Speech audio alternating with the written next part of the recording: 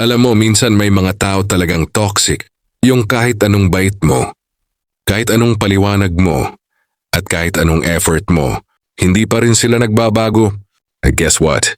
Hindi mo trabaho na baguhin sila. Hindi mo obligasyon na ayusin ang ugali nila, lalo na kung paulit-ulit ka na lang nasasaktan, napapagod or nauubos.